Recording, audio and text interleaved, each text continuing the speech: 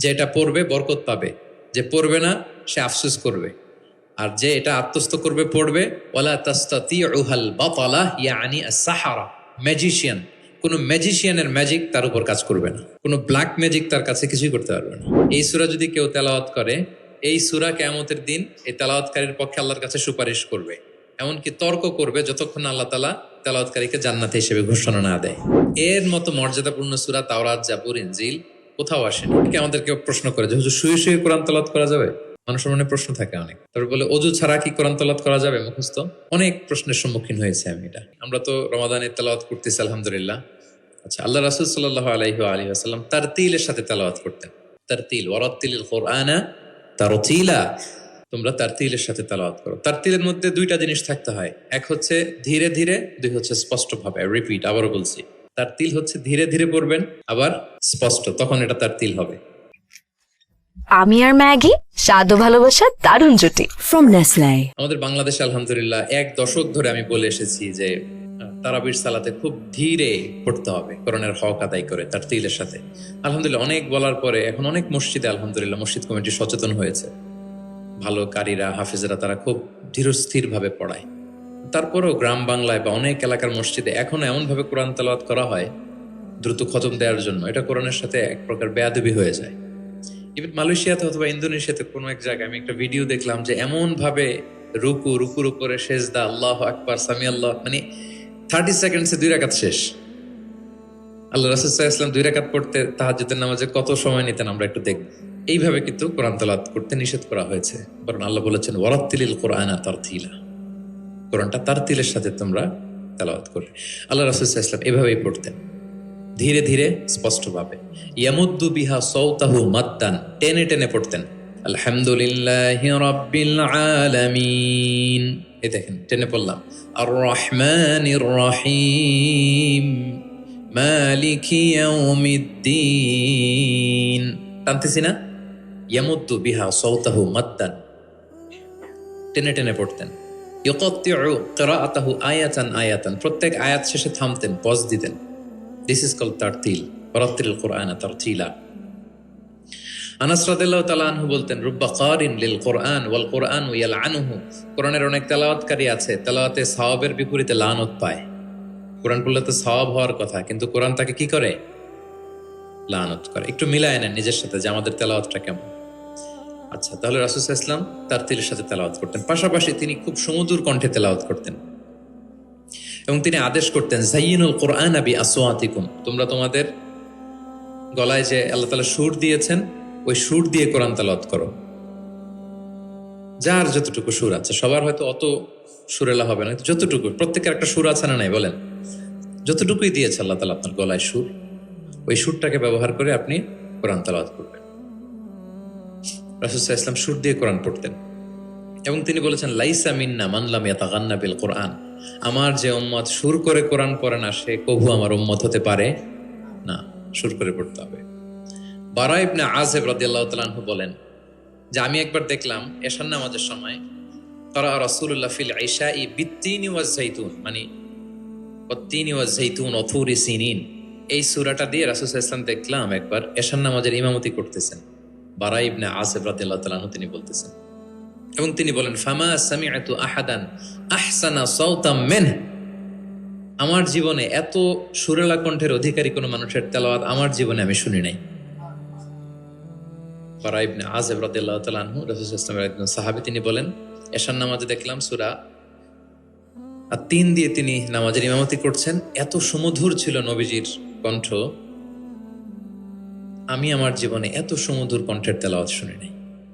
না জানি প্রিয় নবীজি কত সুমধুর কণ্ঠে তেলাওয়াত করতেন, আমরা তো শুনতে পারি নাই।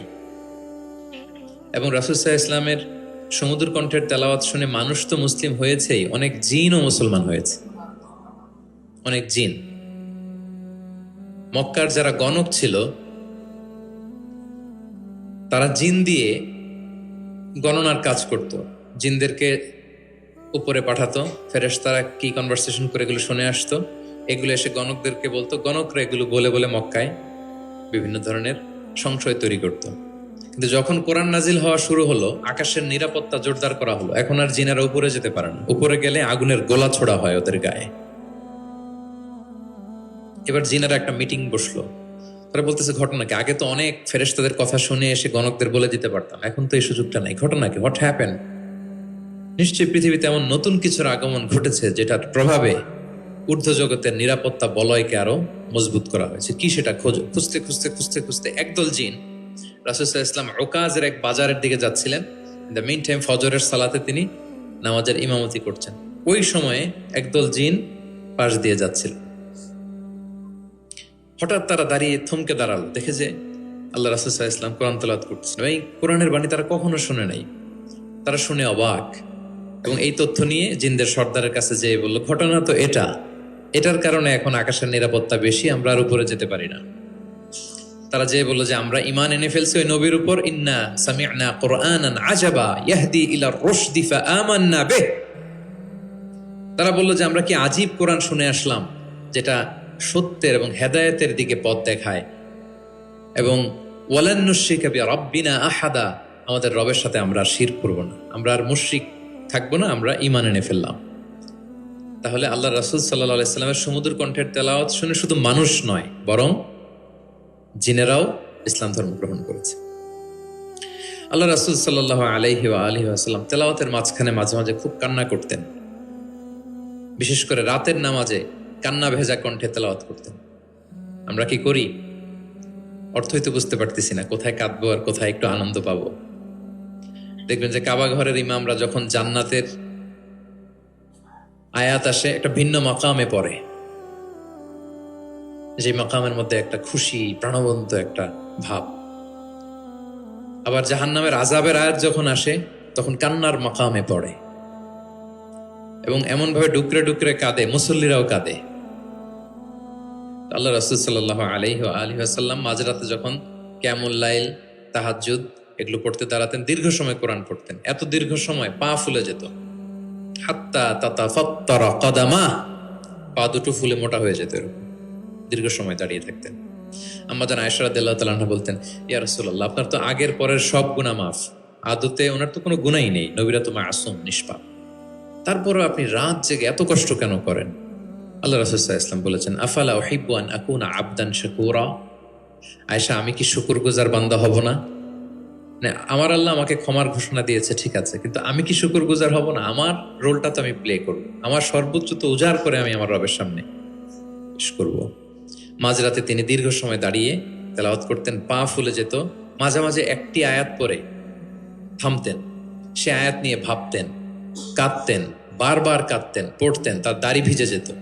প্রতিটি আয়াত তিনি অনুভব করতেন হৃদয় দিয়ে, তার হৃদয়কে নাড়া দিত। এভাবে তিনি তেলাওয়াত করতেন। এক সাহাবী বর্ণনা করেন, একবার আল্লাহ রাসূল সাল্লাল্লাহু আলাইহি ওয়াসাল্লামকে আমি রাতের সালাতে দেখলাম, এমন ভাবে তিনি কাঁদছেন, বলি জাউফিহি আজিরুন কা আজিরিল মিরজালি মিনাল বুকা। গরম পানি ফুটাতে দিলে ড্যাগের ভেতরে গরম পানির যেরকম টকবকে উতলে ওঠার একটা শব্দ, এরকম উতলে ডুকরে ডুকরে কান্নার একটা শব্দ আমি শুনতে পেলাম। এভাবে তিনি কাঁদছেন। যেদিন বদরের যুদ্ধ, তার আগের রাতে আলী রাদিয়াল্লাহু তাআলা আনহু বলেন, সেনাবাহিনীর ছাউনির মধ্যে সব সাহাবারা, 313 জন সাহাবা, সবাই রাতে ঘুমাচ্ছে একটু এনার্জি নেওয়ার জন্য, সকালে যুদ্ধ শুরু হবে। কিন্তু আমি দেখলাম সবাইকে ঘুম পাড়িয়ে আল্লাহ রাসূল সাল্লাল্লাহু আলাইহি ওয়াসাল্লাম নামাজে দাঁড়িয়ে কাঁদছেন। সব সাহাবারা ঘুমিয়ে আছে, কিন্তু আমি খেয়াল করে দেখি যে রাসূল সাল্লাল্লাহু আলাইহি ওয়াসাল্লাম ঘুমান নেই। গাছের নিচে দাঁড়িয়ে তিনি সারা রাত ব্যাপী কান্না করছেন আর তেলাওয়াত করছেন। এভাবে তিনি কোরআনকে ফিল করতেন।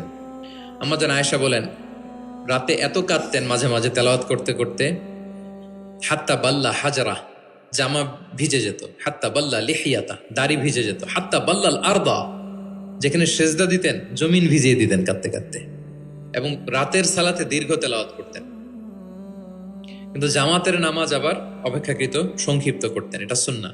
সব সময় তিনি তেলাওয়াত মুখর সময় কাটাতেন, দাঁড়িয়ে, বসে, শুয়ে, হাঁটা অবস্থায়, আরোহী অবস্থায়, সব সময়, অজু থাকা অবস্থায়, অজু না থাকা অবস্থায়।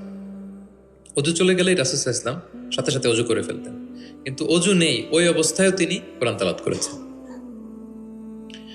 ইবনুল কাইয়িম আল জাওজিয়া যাদুল মাআদ ফি হাদি খায়রিল ইবাদ, একটা বিখ্যাত সিরাত গ্রন্থে তিনি বলেন, লাম ইয়াকুন ইয়ামনাহু মিন কিরাআতিহি ইল্লাল জানাবা।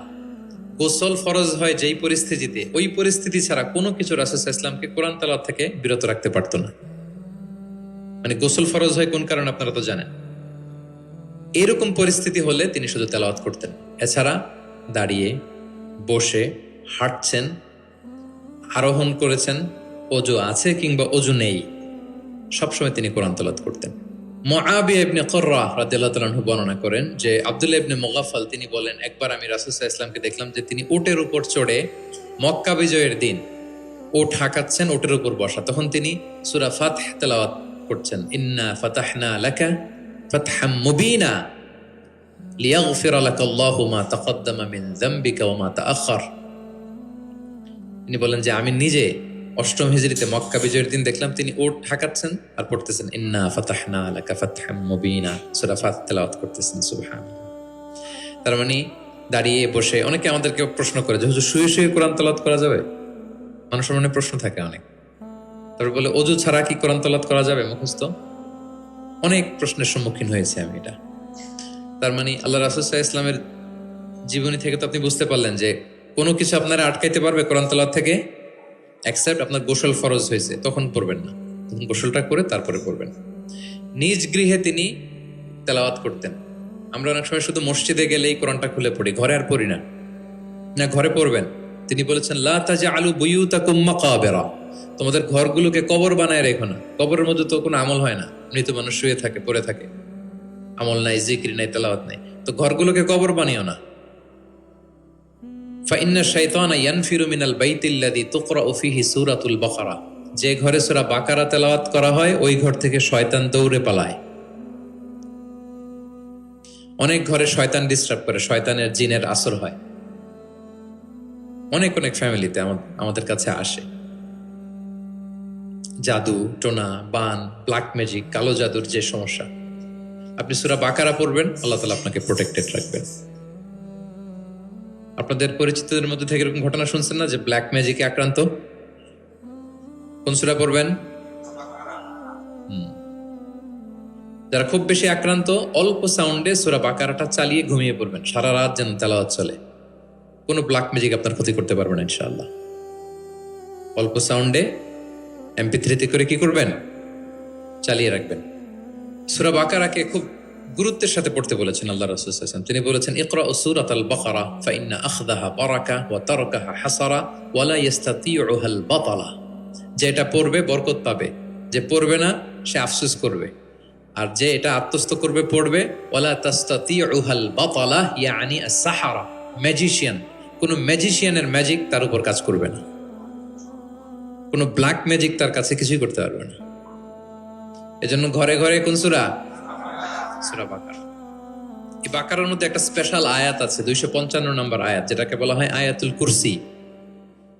এটা রেগুলার পড়বেন প্রত্যেক ফরজ সালাতের পরে। মান ক্বারা আয়াতাল কুরসি দুবরা কুল্লি সালাতিন মাকতুবাতিন লাম ইয়ামনাহু মিন দুখুলিল জান্নাতি ইল্লাল মাউত। প্রত্যেক ফরজ সালাতের পরে যে ব্যক্তি আয়াতুল কুরসি তেলাওয়াত করবে, ওই ব্যক্তির জান্নাতে প্রবেশের ক্ষেত্রে আর কোনো বাধা থাকে না, একটা জিনিস ছাড়া, মৃত্যু। লোকটা মরে না তাই জান্নাতে যায় না, মরলেই জান্নাতি।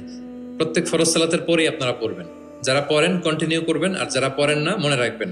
একবার উবাই ইবনে কাব রাদিয়াল্লাহু তাআলা আনহুকে বললেন, আতুহিব্বু আন উআল্লিমাকা সূরাতান লাম ইয়ানজিল ফিত তাওরাত ওয়ালাল ইনজিল ওয়ালা জাবুর।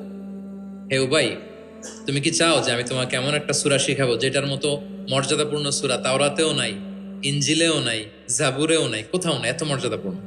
তিনি বললেন, বালা ইয়া রাসূল, অবশ্যই শিখাবেন। তখন আল্লাহ রাসূল সাল্লাল্লাহু আলাইহি ওয়াসাল্লাম বলেন, সেই সূরাটা তুমি নিজেই জান। সেটা কি? সেটা হচ্ছে কাইফা তাকরাউ ফিস সালাহ, তুমি নামাজে কোন সূরা পড়ো, মানে কোন সূরা ছাড়া নামাজ হয় না, বলেন তো? সূরা ফাতিহা। আল্লাহ রাসূল সাল্লাল্লাহু আলাইহি ওয়াসাল্লাম বললেন, এই সূরা ফাতিহা এটা যেন তেন কোনো সূরা নয়, এর মতো মর্যাদাপূর্ণ সূরা তাওরাত, জাবুর, ইনজিল কোথাও আসেনি।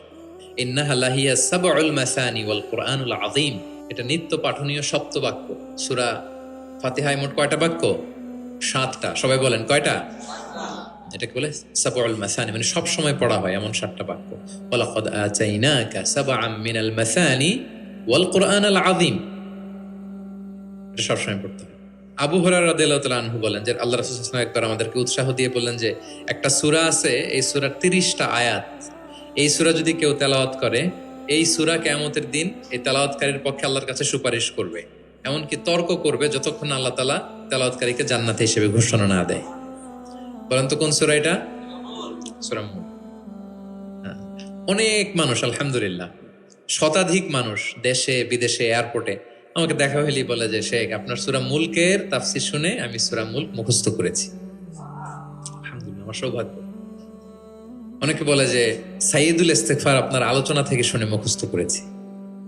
তারপর অনেকে বলেছে যে আস্তাগফিরুল্লাহর আমলটা আপনার আলোচনা থেকে শুনে আমরা অভ্যস্ত হয়েছি। আলহামদুলিল্লাহ, এটা অভ্যাস করবেন। সূরা মুলক তেলাওয়াত করবেন। কয় আয়াত সূরা মুলকে? এক মাসে কয় দিন? প্রতিদিন যদি একটা আয়াত মুখস্থ করেন 30 দিনে সূরা মুলক হয়ে যাবে না? কঠিন? বেশি কঠিন? করবেন। এভাবে ফজিলতের কথা বলে আল্লাহ রাসূল সাল্লাল্লাহু আলাইহি ওয়াসাল্লাম সাহাবাদেরকে উদ্বুদ্ধ করতেন।